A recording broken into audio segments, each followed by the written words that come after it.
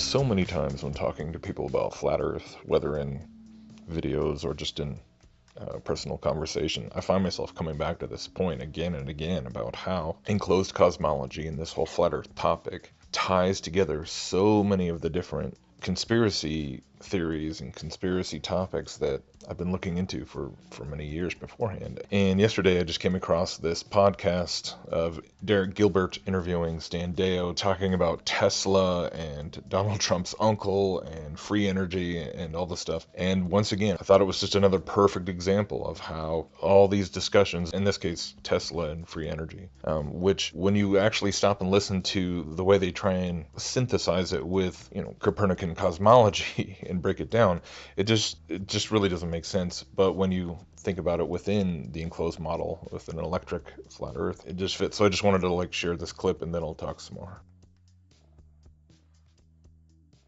Well, again, to somebody who I'm kind of a fan of science, but I can't, in no way a scientist. But this is, the idea of pulling electricity from the atmosphere using an antenna, just without having to, fire up a generator powered by coal or oil or water turning a wheel or some sort of work being done. The idea that the atmosphere is doing the work for you by charging the earth and charging the upper atmosphere and then moving them like, the metal plates in Dr. Trump's experiments. It just seems counterintuitive. Why if he had stumbled onto this and then Dr. Morey had developed this, why is this still not in use? Why aren't we seeing this being developed as a source of clean energy? We're talking about clean energy initiatives, and it all seems to deal with giant solar collectors that are frying birds that fly too close to the collection plates. Yeah. Why is this not being used? Well, I don't have an answer for it other than that the industrial complex that could benefit by it may find it too difficult to go to his kind of energy and spend those decades switching infrastructure over to adopt it. You would have thought that, especially in the last two administrations, that this would have been pushed to the forefront as far as their global warming agenda, which is rubbish anyway. But right, is it because they're reserving it to later when they can control everyone in a global government and that no one can use the power without their permission? They want total control over you. And in physics, mathematics, physics, the definition of power is the flow of energy from one place to another. And so absolute power on this planet is the control of energy and the flow of it, because none of us, function without energy flowing from one place to another.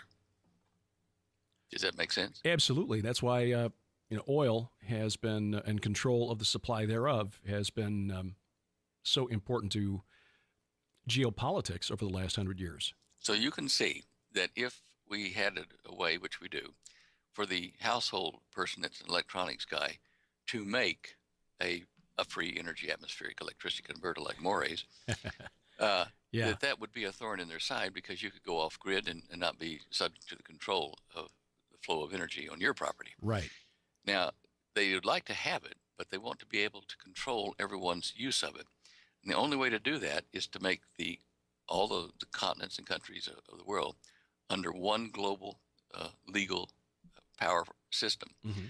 That way, they can say, you can't use power here, you can't go to Europe and use it, you have to have a permit or one of our devices that we monitor to use it. It's illegal otherwise, and they could enforce it then as a global initiative. And they would have complete control of the flow of energy on the planet then. And that's, I think, why they didn't develop it here, because they didn't want it to get away. But that video I'm giving you there is, to the clever Tesla enthusiast and whatever, is a way to get that energy very quietly and use it yourself. Well, that's something that is of interest. Sharon and I go out of business. They would just find a way to control it. Yeah, okay, yeah. And that's what they're about, so fine. Why bury it, Anyway, the mystery in Morey's writings was, he said, this energy is not like you tune into a certain frequency. He said, it comes in waves, like the waves of the sea on the shore. Mm-hmm. Sometimes you get a king wave, and sometimes you get a bunch of little waves, and sometimes in between. He said the big king waves that come, and hit my antenna will produce enough power to run that 10,000 watts for maybe 5 seconds in one pulse. So I thought, why didn't he understand where that was coming from? This irregularity he's talking about is what's called a center wave of the solar wind as it hits our outer atmosphere. It's a charged wind from the sun, and it varies all the time. It comes out in spiral arms from the sun, so there's very intense solar wind periods, and then there's less intense, and then another spiral arm we pass through as we orbit the sun. But these particles of iron and copper and various other things and protons, they hit the atmosphere at the top out there with such physical force. I mean, these things some of them traveling at 1,000,000 miles an hour, so that's appreciable. And they hit the surface of the outer atmosphere and actually cause physical shock waves to go through the entire ionosphere and down into the atmosphere of our planet. Now, Dr. Trump and I talked about the atmosphere. The atmosphere acts like the inside of a simple two-plate capacitor. It acts like the dielectric, which is what stores the mechanical charge in a capacitor. The surface of the Earth is like the other plate, and the ionosphere at the top of the atmosphere, that is the other plate of a two-plate capacitor like he was playing with. Oh, okay. So think about it. Yeah. These particles are hitting it, and they're moving that outer plate to and away from the surface of the Earth. Small amounts, but all the time, bang, bang, bang, bang, like this, right? Yeah. That physical shock wave going through the atmosphere below is something that you can tie into and siphon off as electricity. Now, there's a way to do that, and I'll tell you now, Maury was quite a... Okay. So I just thought that was really interesting because obviously on the one hand, I think as many of us are starting to come into an understanding more and more, and when we look into the whole topic of Tesla and tapping into the electrical currents of the Earth itself, and he mentions like the dielectric model there, really, in the two plates. On the one hand, he's really onto something, right? And I think many of us would agree that it's not just complete hogwash when you're talking about the whole free energy topic. But at the same time, from now I look at it and you can see where the breakdown happens. Especially when he starts talking about how, well, I know how it happens because it's when the solar wind's hitting the ionosphere, and which I suppose sounds reasonable if you're not really thinking too closely about what the ionosphere supposedly really is. And when you really look into official explanations of the ionosphere, they don't even really know what the ionosphere is in terms of where it really begins and how thick. I mean, it's just kind of a word they use that has this very ambiguous definition. So to speak of the ionosphere as a plate that would work in the same way that the experiment that he's referring to really breaks down, in my opinion. But if we go back to thinking about all the possibilities within an enclosed system where you don't have to come up with these convoluted ideas of particles from the sun traveling and hitting, making an impact on the ionosphere, which itself is supposed to just be charged particles.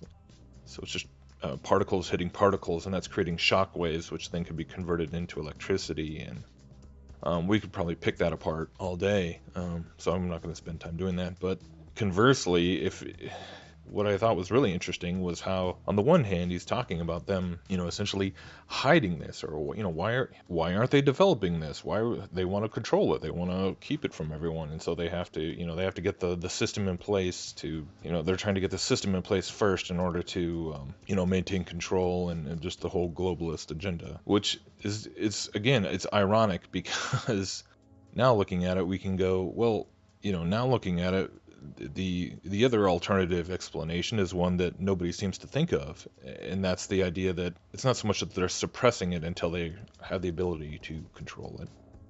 Rather, it's the idea that they've been suppressing it and controlling it this whole time by way of all the other pseudoscience that they've injected into the mix, whether it be Einstein and relativity or gravity and everything in the quantum fields. And the more I kind of look at all these topics and how they kind of interrelate with each other, it does seem to just increasingly seem to be the case where, obviously, with all these topics, whether it's electrical engineering or chemistry or astronomy or just whatever branch of physics, take your pick.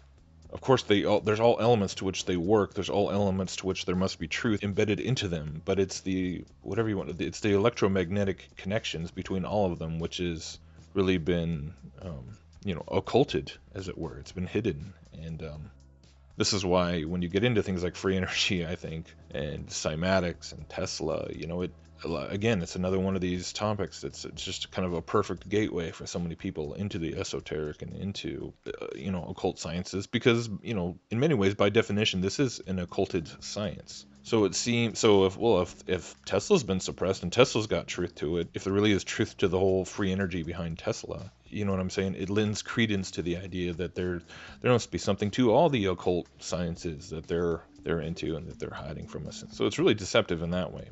But again, when we come back to just the simple idea that really what you start to realize is that essentially what they've succeeded in doing is just compartmentalizing a field of study that really is essentially just one thing, a whole spectrum of manifestations of sort of the same core thing, whether you want to call it electricity or magnetism or, sound or vibrations and frequency.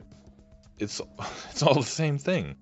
And so suddenly the idea that there's electricity up in the atmosphere itself, and you can just harness it, is really not, it's not a crazy idea at all. When you're able to kind of look around you and basically look at the sun as being, so the sun is electric, the moon's electric, the stars are electric, the wind is electric, the tides, water is electric and magnetic, sound is electric, everything, heat is electric, our bodies are electric, our brains are electric, our heartbeats are electric. And then when we start talking about even things like the soul in the spiritual realms, I really have no way of proving anything at that level, but to me it seems like it's again, we're talking about different manifestations of the same underlying energy, the same source. And I know that sounds very new agey, but the more I look into this, I think that what we're used to, most of what you find out there is the new age spin of something that there is a core truth to it, and it really does kind of simplify and unify so many of these sort of disparate, compartmentalized studies and theories and things out there. And even just going back to Genesis 1, where God said, "Let there be light," it's the first thing He created in all of creation. And when you really stop and think about that, you realize that, well, would that just mean, visible light that we can see with our eyes? Because we know that visible light doesn't even encapsulate all light on the spectrum of what we call light. And so, really, I think it means is that God created, He created energy, He created electricity, He created whatever this, the Bible calls it light, but it's in everything. It's in all of creation. And again, so which makes more sense? As we're continually coming back and looking at all these various topics and theories and going, well, there's something to this. There's something to this free energy thing. Tesla was onto something. They suppressed him for a reason. He wasn't a total quack. But does that really make sense with all the other stuff that the mainstream science is trying to sell? Can you really merge, these free energy ideas and electric universe ideas with a cosmology that hinges upon gravitational theory? And you see lots of people trying to do that, but ultimately it just falls apart. So there we go.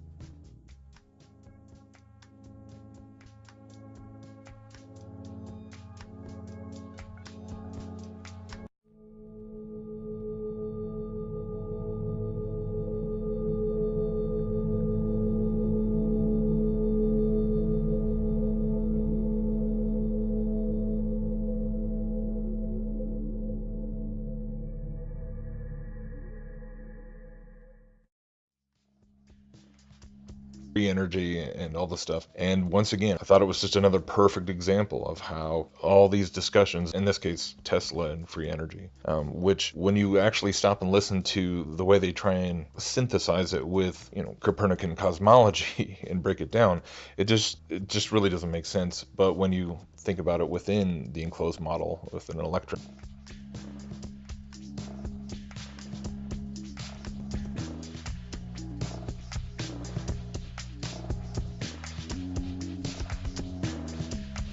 so many times when talking to people about flat Earth, whether in videos or just in personal conversation, I find myself coming back to this point again and again about how enclosed cosmology and this whole flat Earth topic ties together so many of the different conspiracy theories and conspiracy topics that I've been looking into for many years beforehand. And yesterday I just came across this podcast of Derek Gilbert interviewing Stan Deyo, talking about Tesla and Donald Trump's uncle and flat Earth. It just fits. So I just wanted to share this clip, and then I'll talk some more.